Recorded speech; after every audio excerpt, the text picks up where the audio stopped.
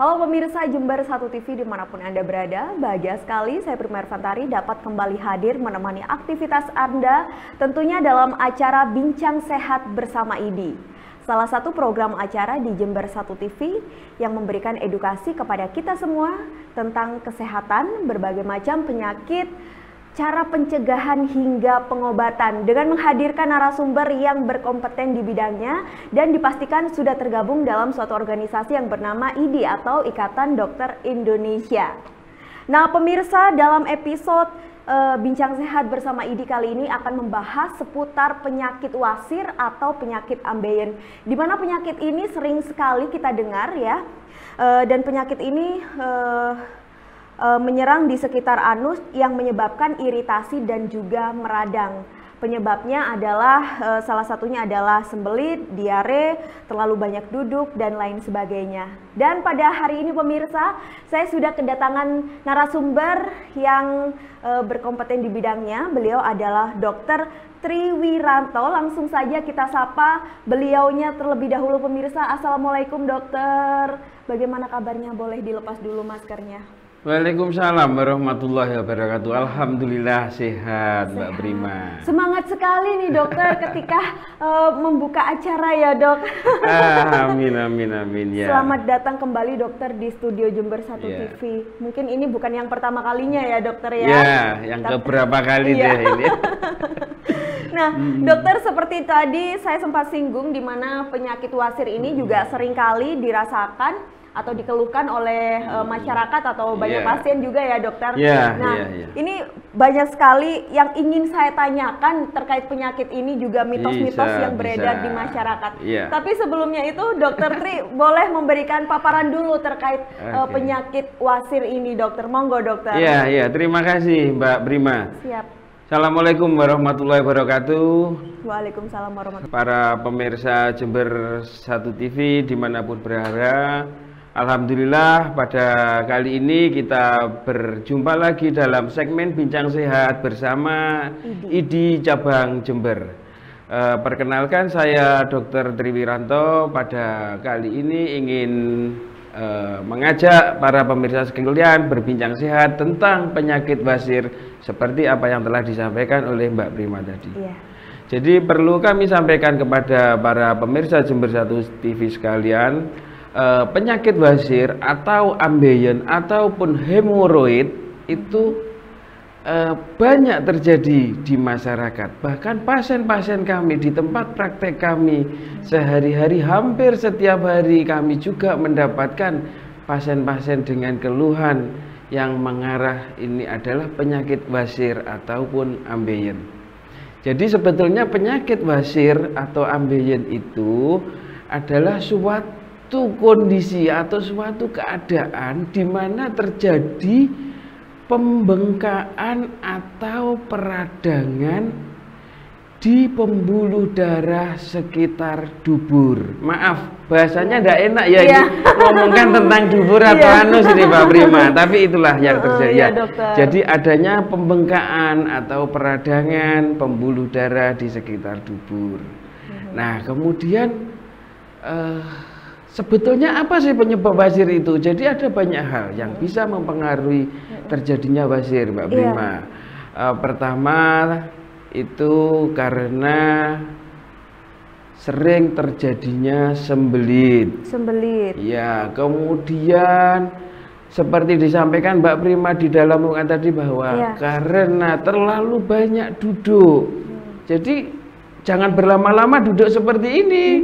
Nanti bisa terjadi juga penyakit wasir. Kemudian kurang minum itu juga bisa.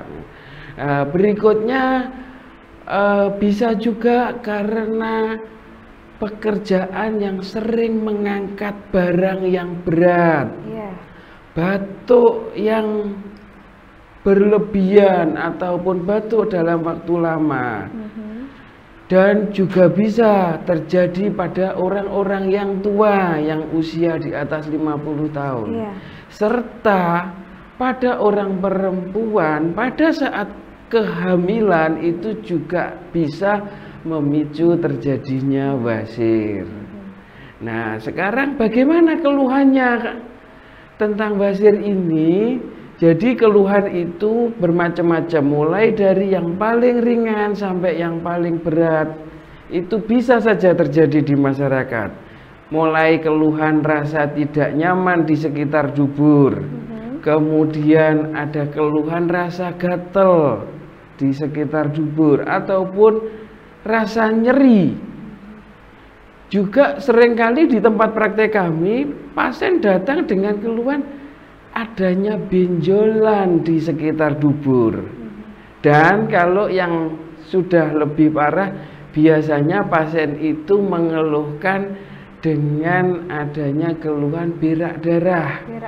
Nah, tetapi berak darah yang bagaimana yang kira-kira basir? Berak darah itu pun bermacam-macam. Cirinya dari basir itu adalah apabila berak darahnya itu yang keluar darahnya warnanya masih merah segar. Jadi berbeda dengan disentri. Kalau disentri itu beraknya umumnya cenderung lebih kehitaman karena keluarnya dari usus. Kalau ambeien itu keluarnya dari sekitar dubur sehingga darahnya masih merah segar.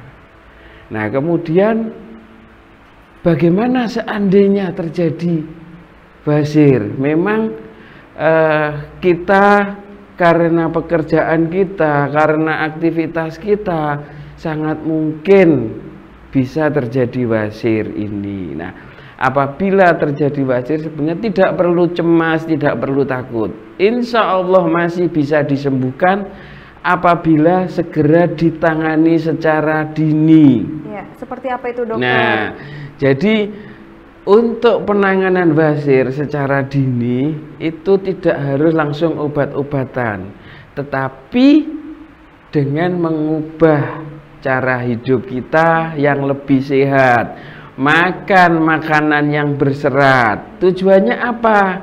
Supaya kalau kita ke belakang biar keluarnya ndak keras.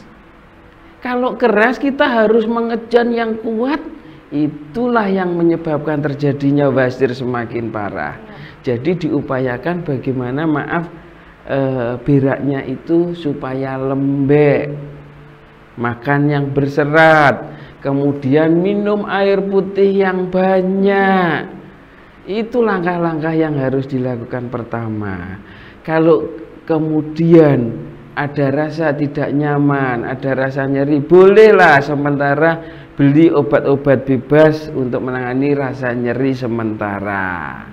Tetapi kalau memang sudah ada benjolan ataupun sampai keluar darah, saya sarankan segera datang ke dokter, ke puskesmas, ke fasilitas pelayanan kesehatan yang terdekat agar penyakit basirnya tersebut tidak semakin tambah parah.